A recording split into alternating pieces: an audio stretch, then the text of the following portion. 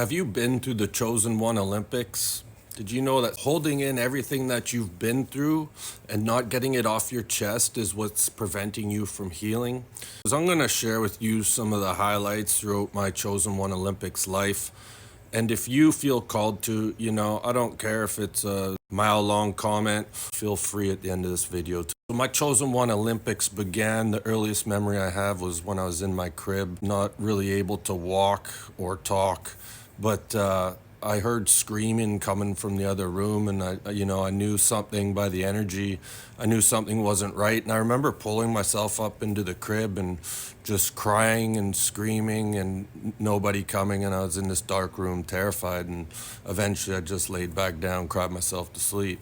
Grew up in a very unstable, chaotic environment where I often found myself, for as long as I can remember, in between my parents screaming and crying with my hands out, begging them to stop as they screamed the most vicious words at each other.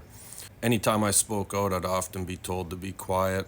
There was times where I'd get locked in the washroom with a bar of soap in my mouth for 20 minutes to half an hour and told not to make a sound. Things got so wild one time. I remember my mom running around the house with a knife trying to stab my dad.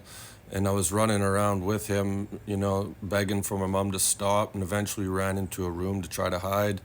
And when my mom began punching a hole through the door with the knife that she was holding and kicking it and screaming, I remember just feeling my heart sink into my stomach, and that's when I experienced a soul fragmentation, and I just passed out. In 2025, I had memories come back to me of being abused by my Catholic priest and telling my parents only to be ignored and sent back time after time until I decided to climb to the top of a tree and say I'm not fucking going back. From the age of 5 to 7, I was terrified to go to sleep because every single night I would wake up screaming after being attacked by a demon in my sleep. Growing up, I was often told we had about $20 left in the bank account until the next payday, so we lived off Kraft macaroni and cheese for about a year straight. The stressful environment I was living in combined with the malnutrition, I broke out in eczema all over my body, eventually leading to shingles. I grew up as a tall, skinny kid in a family full of overweight people. Instead of this reflecting back to them that they were overweight, they saw me as having a problem. So every single day, multiple times throughout the day for years, I was told that something was wrong with me, and I was force fed, fed these massive sized meals. And when I couldn't eat them, I was punished by having to sit at the table for, a half an hour, let's just say. And I was made to feel guilty as I was told there was people dying in Africa. It got so bad that my mom would go to every single teacher I had in school and ask them if they could watch me eat my lunch because she was under the impression that I was throwing them out. She took me to the doctors and was like almost in tears saying there must be something we can do. And I'm just standing there as a kid thinking like, what the fuck is wrong with me, right? So my confidence was shattered at a very young age. At school, everywhere I went, I was made fun of. I was the tall, skinny kid. I had hair down to my shoulders, pop bottle glasses, teeth that could have scared off a great white shark. And with a name like Ashley, every single place I went, it seemed I was reminded that I had a girl's name. And high school, same thing. I just would have people come up and punch me for no reason, key my car, just nonstop harassment. As soon as I turned 19, that's when I turned to alcohol to drown out all my unhealed childhood trauma. You could say I had a Jetwick temper, and anytime an individual had something to say to me, I had no problem getting in his face. And this temper, for most part, felt uncontrollable. Like, it felt like when someone pissed me off, I had no other option but to, act out in this manner. In 2012, my mom was diagnosed with pancreatic cancer. And since I had been with my wife at the time for 14 years, I told her, if we're ever going to have a child, let's just do it now so my mom could be around to see her first grandchild.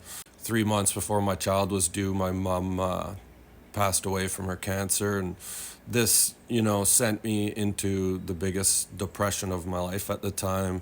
Not only losing my mom, who basically raised me to be codependent, and not receiving all these, apologies and answers and everything.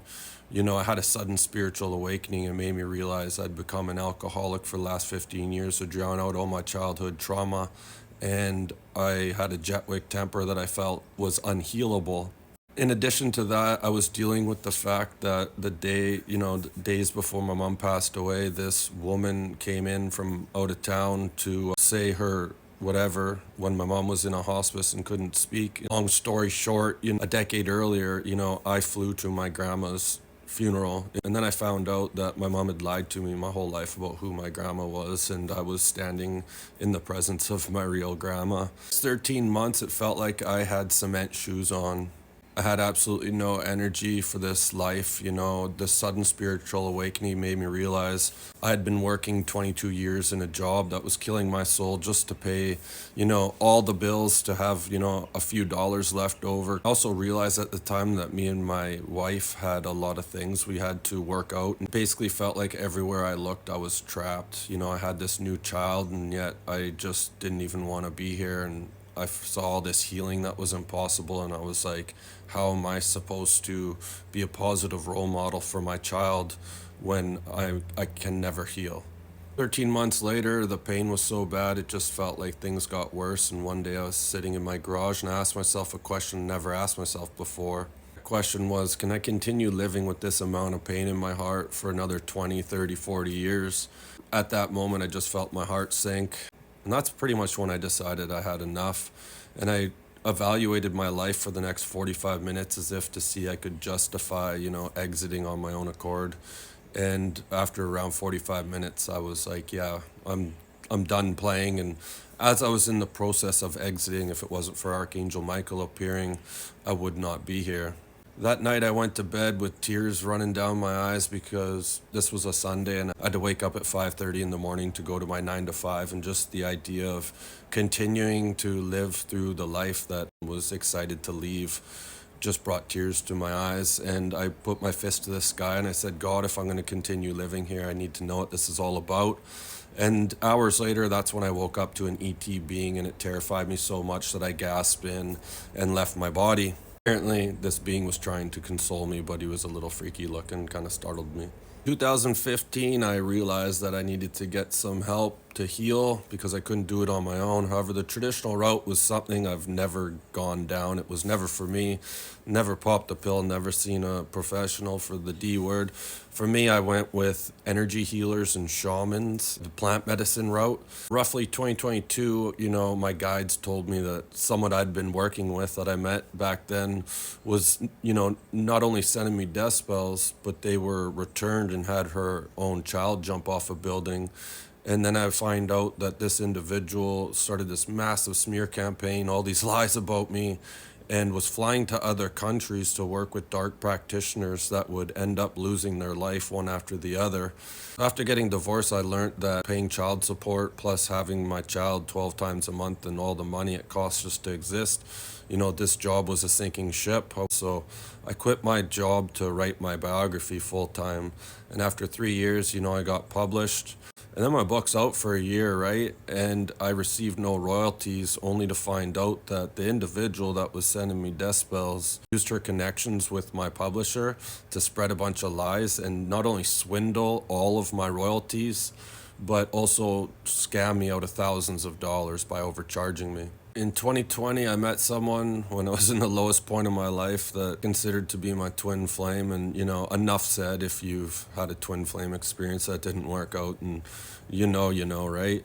Things got so bad to the point that my angelic team decided to allow me to have a fallen angel attached to me for 18 hours. And I met someone by accident years later, the end of 2022, that would send me black magic that had her dog die. And then I introduced her to my son, and 3 days later she decided to put a lethal dose of arsenic in my drink. And I'm very lucky to be here, thanks to Archangel Michael once again. This woman decided to go on a massive smear campaign, filing false reports, getting me banned from online dating marketplace on Facebook. She used my information for fraud. I worked with a guy in a charity that was, hiding behind that title, trying to fool people into thinking he was a good guy, that eventually, brought in individuals, and their whole plan was to rob me.